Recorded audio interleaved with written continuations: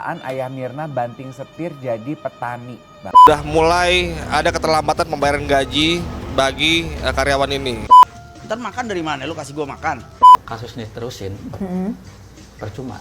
Kenapa percuma? Percumanya apa? Ini bos kamu ini sama Pak Tito, dulu Pak Tito Kapolri. Pak Tito itu kalau nggak salah yang mencari bukti 14 kasus.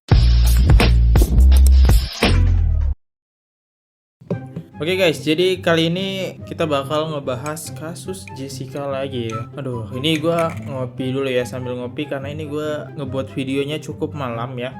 Halo guys, kembali lagi di channel FKR Project yang selalu memberi kalian konten-konten yang menarik dan aktual tentang kasus-kasus yang lagi viral maupun sedang trending di channel ini. Dan kita bakal ngebahas secara objektif tentunya dari berbagai sudut pandang. Buat teman-teman yang baru mampir ke channel ini, jangan lupa guys, bantu gue dulu dengan klik tombol subscribe-nya. Dengan klik satu subscribe kalian, itu sangat berarti buat channel ini. Dan yang udah klik subscribe, bantu gue dulu dengan klik like, komen, dan di share-nya ya. Oke, jadi kali ini gue pengen ngebahas Edi ya, ayah Mirna. Jadi ayah Mirna ini dulunya dia seorang pengusaha yang cukup terkenal dan punya uang miliaran, di mana ada pegawai-pegawainya sekarang nagih lagi uangnya. Dan sebelumnya, kalau kalian belum nonton video yang ini,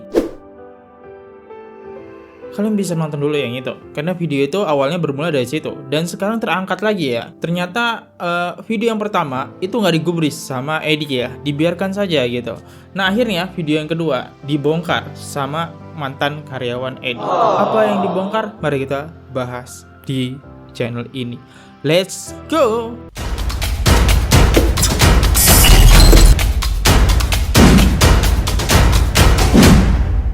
Di sini tertulis, karyawan diminta untuk memenuhi pengadilan setiap sidang Mirna. Berarti, kalau dari video ini, karyawan disuruh mengadilin. Pantesan di sidang Rina, di sidang Jessica Mirna, itu banyak banget yang ngedukung Edi. Ternyata disuruh karyawannya. Tapi biasa sih, itu kan bos-bos nyuruh-nyuruh anak buahnya biasalah. Oke, coba kita dengerin. Gimana pendapatan karyawannya?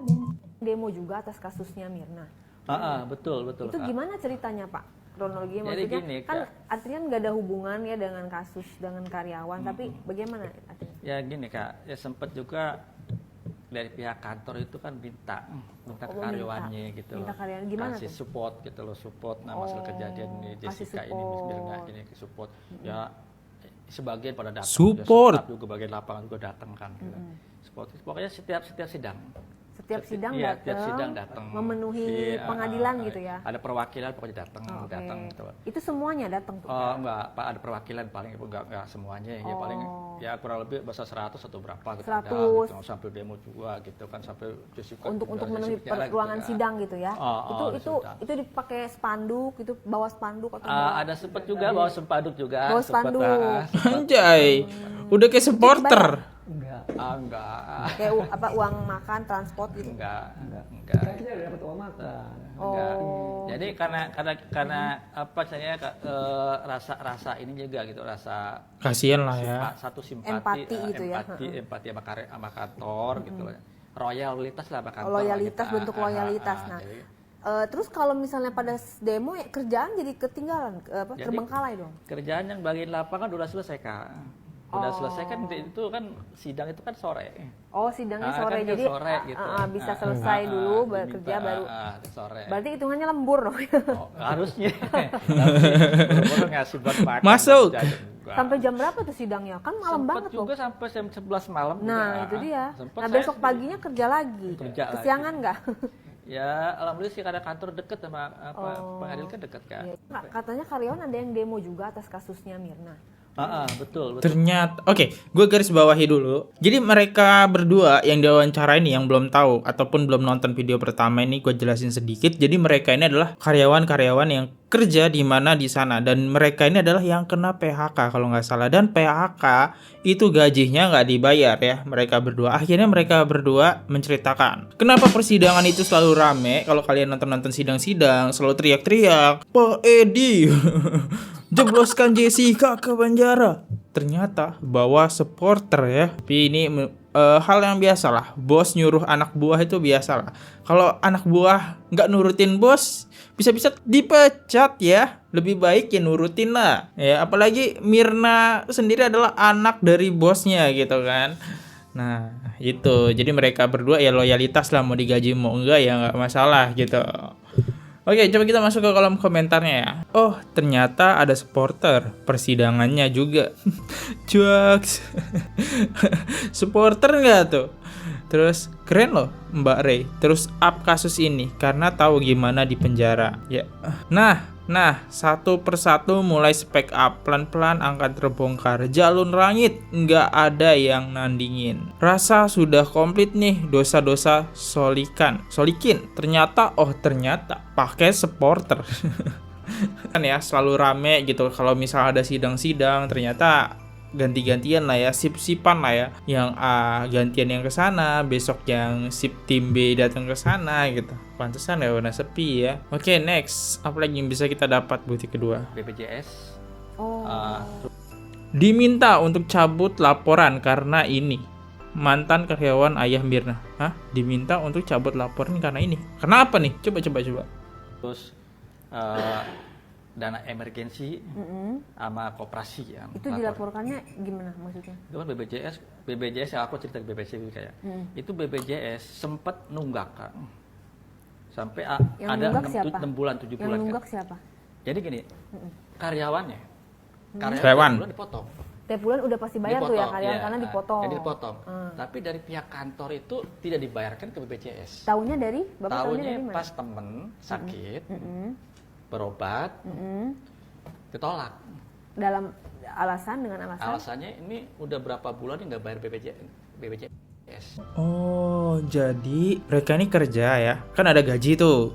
Dan setiap gajian itu mereka kena potong untuk buat BPJS. Ternyata uangnya dikorupsi.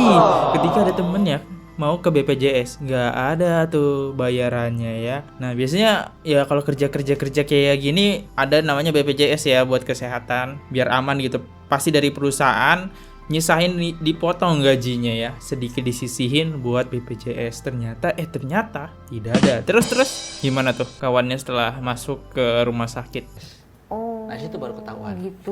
Baru ketahuan di situ. Itu enggak 1 bulan 2 bulan, hampir 6 bulan 7 bulan. 6 bulan. Tapi saya Anjay. juga negor juga sampai ribut di situ kan. Sampai ribut juga. 7 bulan. Saya di kantor ini kalau Pak Jadi sih orangnya nggak pernah aktif di kantor. Maksudnya Karena bagian dia demo mobile ya. Paling saya yang selalu negor bagian koperasi, bagian bisa saya negor gitu. Kalau karena saya sedikit saya ngerti tentang akuntansi kan ngerti, saya perpajakan saya ngerti gitu kan. Saya kan urusan Anjay. akuntansi juga gitu kan. Saya aja nggak ngerti, Pak. Gitu kan gini. Sampai saya datengin ke BPJS. Saya pengen tahu Ya, BPJS gitu. Bapak gitu. ngecek Bener, langsung bener. ya. Itu bener. Sampai 7 bulan kalau nggak bayar. Oh, jadi benar adanya. Iya. Terus Perusahaan tidak saya membayar. laporin ke Polda. Saya laporin ke Polda masalah BPJS, dana emergensi, dana koperasi. Terus Itu penyidiknya sempat bilang, Ton, ini kalau kamu kasus ini terusin, percuma. Kenapa percuma? Percumanya apa? Ini bos kamu ini sama Pak Tito, dulu Pak Tito Kapolri, itu teman. gue belum nonton ya, serius gue belum nonton, tapi gue udah ngebaca ya. Pak Tito kena lagi Pak Tito. Gimana ya? Ya intinya Pak Edi ini punya kuasa lah ya. Ketika polisi di Indonesia ya, ketika lo ngelaporin orang kaya, lo bakal kalah gitu sama orang kaya gitu. Orang miskin lapor orang kaya gak bakal menang kalau di Indonesia. Hukum itu melihat keuangan. Bercanda ya. Pak Tito lagi ya, Pak Tito. Baiknya ngomong langsung seperti itu. Langsung ke kepada Bapak secara Nggak lisan. saya. Mungkin Jadi petinggi akan ya, dilaporkan Pak Tito itu. 3 orang. Saya kan istilahnya kamu bagian ini gitu. Bapak dapat ininya dari mana? Dari teman. Dari teman. Yang di interview gitu. Yang di interview dia langsung ngomong ke dia penyidiknya. Itu Pak Idam katanya itu teman. Waktu kan waktu Kapolda gitu. Akhirnya udah dicabut kan. Cabut juga yang ngelaporkan 3 orang, yang nyabut cuma 1. Ya bisa gitu cabut satu sempat gue. Jadi yang ngelapor 3 orang, 3 orang. yang nyabut cuma 1. Udah. Tapi Pak Tito itu orang yang sangat baik loh. Siapa? Pak Tito Kapolri pada saat itu ya. Orang yang itu sangat dia baik bilang loh. gitu. Ya, itu kalau Bentar, Pak Tito ini siapa sih? Pak Tito tuh Polri ya? Ini bukan Tito Hasimbuan kan? Itu kan pengacara Jessica kan? Pak Tito ini siapa guys ya? Dan ini sebenarnya udah clue sih ya. Menurut gue ini udah clue gitu. Bahwasannya Pak Edi ini adalah orang yang berpengaruh gitu. Buktinya ketika dia pengen dilaporin, anak buahnya suruh mikir-mikir gitu. Karena Pak Edi ini kenal dengan orang yang berpengaruh namanya Pak Tito. Yang pasti bukan Pak Tito pengacara ini ya. Terus Dia di kantor aja sering gitu kan, senjata tuh pistol. Oh ya, dia selalu membawa senjata kemana-mana. Yang terakhir saya lihat pistol dia itu pas lagi demo waktu hari Jumat, kan sempat sebelum Pak Maju jadi pendamping kami ini. Kan dulu kan ada lagi Pak Ari Tonang. Saya panggil ke kantor. Tongkrongin pistol. Ari Tonang, kamu keluar. Ini nanti bagian kamu nanti. Tongkrong pistol. Yang saya tahu juga, saya dengar dia anggota BIN juga. nah itu karena dia anggota BIT ya. Jadi dia punya inilah salah satu senjata lah ya. Ya buat apa gitu, kayak ekspedisi senjata gitu. Karena dulu gue udah ngebahas Pak Edi ya. Jadi gue tau lah. Atau ayahnya Mirna ini ya. Dia punya usaha ekspedisi senjata gitu. Jadi dia pasti bawa senjata ya. Terus Bapak berarti dalamnya dari orang lain. Kalau dari dia nggak pernah ngomong kayak gitu. Cuma ya itu arogannya begitu Kak gitu. Kadang-kadang Pernah nggak Bapak ngeliat, kan katanya deket gitu. katanya sama Pak Tito gitu ya. arogan gak tuh? Bapak pernah ngeliat langsung? Kalau lihat langsung belum lihatnya salah. Cuma ya banyak kan kadang-kadang informasi dari teman dari ini gitu kan, ada yang dekat Rame sama lah Pak ya Edi gitu. kan itu ada dekat gitu kan, dekat gitu lah gitu. Kalau secara langsung saya ngelihat dia belum. Yang cabut laporan itu kan 3 yang bikin laporan. Yang cabut laporan itu yang mendengar langsung dia dekat dengan Pak Tito? Nah ini yang nyabut ini, jadi sebelum saya kan ada nama temen gitu kan di depan itu Oke. A B C gitu. Ini yang nyabut laporan itu cuma A doang. Yang B D C saya nggak tahu. Tahu udah di SP3 gitu. Oh gitu. udah Tapi satu LP, 3 orang itu dalam satu LP apa LP-nya beda-beda? Satu LP. Satu LP. Cuma yang lapor 3 gitu. Oh, jadi pokoknya udah di SP3 aja, tanpa ada konfirmasi dari yang kedua B dan C ini. Ya, maksudnya karena ada yang lapor 3, seharusnya kalau dicabut pun harusnya persetujuan bersama-sama. Ya kan, karena tidak kan boleh sendiri-sendiri. ya, walaupun di dalam satu LP. Tapi dalam Oh gitu. kasus tersebut yang lapor 3 tanpa diberitahukan kedua orang lagi, yang satu kok bisa cabut dan itu disetujui oleh polisi. Nah, ada sesuatu keganjilan itu maksudnya. Ya, ada kejanggalan seperti itu. Kejanggalan. Apa namanya? Oh, gue baru paham setelah pengacaranya menjelaskan. Otak gue tadi mencerna-cerna, teman-teman, susah banget gitu. Ini apa gue yang gak konsen? Ternyata dari 3 orang itu 1 dicabut gitu, dan polisi setuju aja gitu.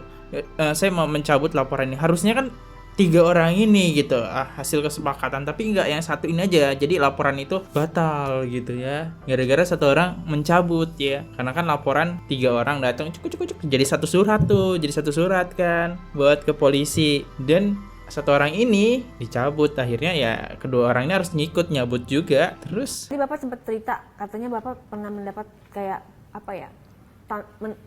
Statement yang menantang atau ancaman dari Pak Edi sendiri. Seperti apa? Kalau secara langsung ke kami, ke saya ini belum. statementnya. Cuma saya dapat informasi dari teman. Oh, dari kan teman-teman teman. kan kadang ya, walaupun dia nggak ikut sampai melaporkan ke kasusnya ini kan kadang selalu memonitor ke kami. Oh, Ton, oke. begini, Teman gini, kerja iya. langsung kan? Itu sempat Pak Edi ngomong ke temen ini, benar atau enggak ya, kurang jelas kayak. Sempat, ayo sampai kapanpun katanya. Saya nggak bakal bayar tuh pesangon teman-teman begitu, teman kamu, dia bilang gitu kan. Nah situ Disampaikanlah ke bapak-bapak ini. Terus yang sebelumnya juga waktu ada putusan dari pengadilan, waktu PHI itu pengadilan kan, dia sempat, ayo kita sampai ke pengadilan sampai kapanpun, benar begitu. Pak kuat-kuat ya gitu, sama gitu. Nah, kok nyambung ya? Pribadi kami nih Kak, gitu. Ada langit, di langit ada langit lagi Kak saya. Ya. Nah, saya masih punya Allah saya gitu. Ya. Kalau toh orang masih ada yang mau belain kami gitu, ayo saya jalan kayak gitu. Oke, ini udah habis sih sebenarnya. Nah, jadi agak nyambung. Nyambungnya tuh di mana?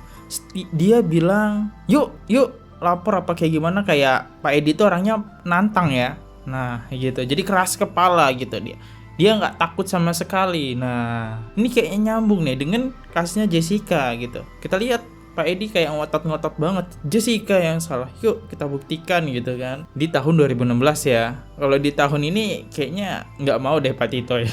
Pak Tito lagi, Pak Edinya nggak mau gitu. Oke, kita coba masuk ke komen deh, daripada gue bingung juga ya. Asik ada Pak Tito lagi, yuk up terus Kak Ray. Oh, gue baru inget Pak Tito itu kalau nggak salah yang mencari bukti 14 kasus Jessica. Gue baru inget, iya.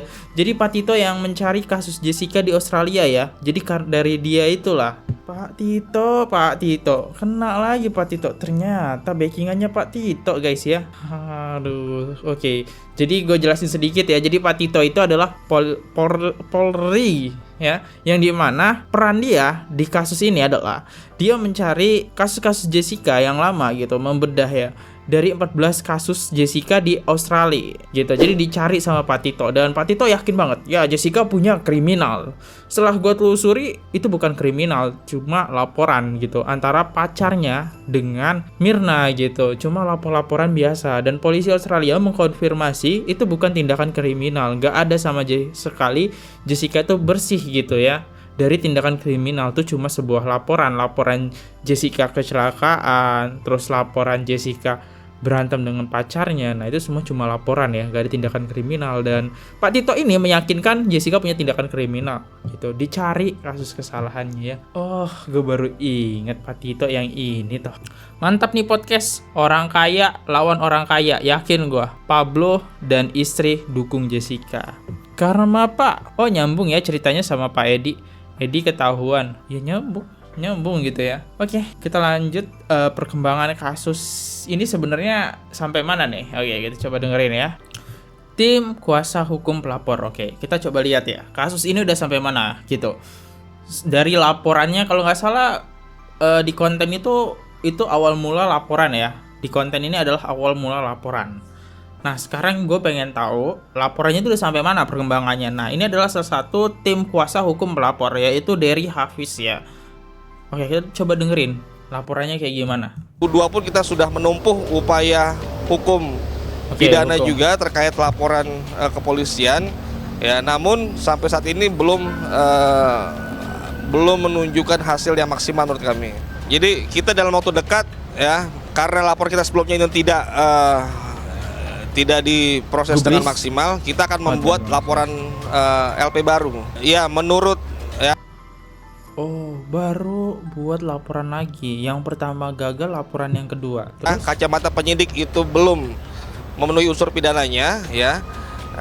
Dari pihak penyidik sudah menghadirkan beberapa ahli ketenagakerjaan, ahli pidana segala macam ya. Nah, sehingga menurut kami ini ada sesuatu yang harus ditegakkan ya, something wrong. Jadi kita akan mencoba kembali membuat LP baru sana. Ya, perusahaan ini memang bergerak di bidang ini ya, kurir ya, kurir. Oke, ekspedisi. Pengiriman, logistik seperti itu. Ya, jadi namun kita lihat. Bentar, orang ini kerja, Pak Edi kerja, punya kerjaan di bidang ekspedisi. Kok bisa masuk nih? Jangan-jangan cyanida didapat dari ekspedisi kenalannya Pak Edi. Nggak tahu ya. Ini hanya bercanda aja. 2018 itu sudah mulai ada keterlambatan pembayaran gaji bagi karyawan ini.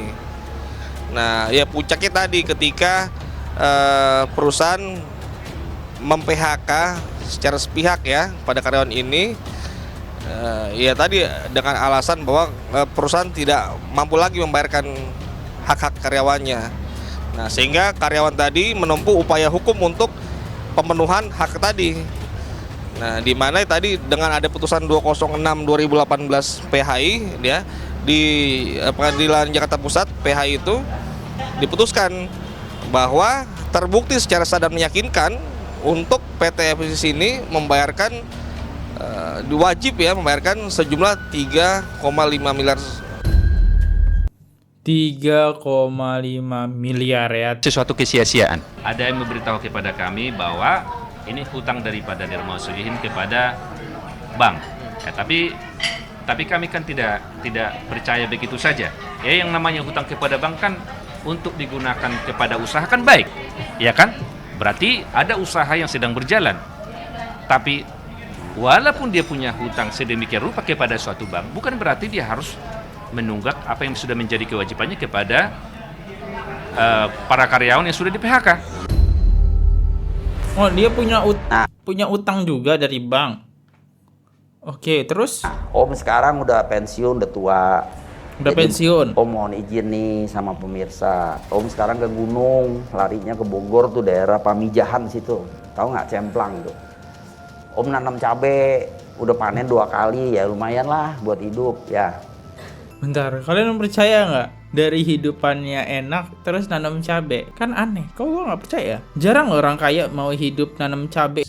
Terus tanah Om yang di mana Bitung itu buat ngumpulin singkong dari Lampung, semua Sumatera turun ke singkong ke bos saya tuh namanya Haji Tabroni, itu dia kirim ke Merak tuh, deket kan sama pelabuhan Merak, saya punya tanah. Nah itu kita jual ke si orang Korea, saya nggak ikut ekspor karena ekspor sekali gagal, ditolak. Nah kalau melalui Korea ini dibayar terus, biarinlah untung lebih dikit nggak apa-apa. Nah itu kerjaan Om sekarang kayak begitu, bukannya kerja yang hebat-hebat lagi Om seperti dulu yang karyawannya sampai 6.000, Pak Kardi gue tahu. Gila, karyawannya 6.000. Bajir, pantesan dulu rame banget pendukungnya ayahnya Mirna gitu, Pak Edi ya. Itu jasa yang semua kartu kredit kita handle itu. Jadi Om buka-bukaan nih malam nih, belum. Om udah tua juga, mau ngapain nggak bohong? Saya akuin semua, ayo tanya netizen. Buka WhatsApp aja. Om buat makan aja udah cukup. Ya, rumah. Anjay. Aduh. Sewa-sewain malah. Yang dicari dalam hidup apa? Mau kaya raya gitu. Dulu pernah. Dulu pernah. Luar biasa itu. Duit udah kayak datang air bah itu. Ya ada waktunya lah orang. Sekarang malah yang ada gedung-gedung kita jualin. Duitnya lumayan gede-gede itu, puluhan miliarnya. Itu kan bakal makan buat hidup yang sisa hidup Om nih. Kali dikasih panjang umur, ntar makan dari mana? Lu kasih gua makan? Kan nggak mungkin. Kayak aneh gak sih kenapa dia tiba-tiba bangkrut gitu? Apa ini karma?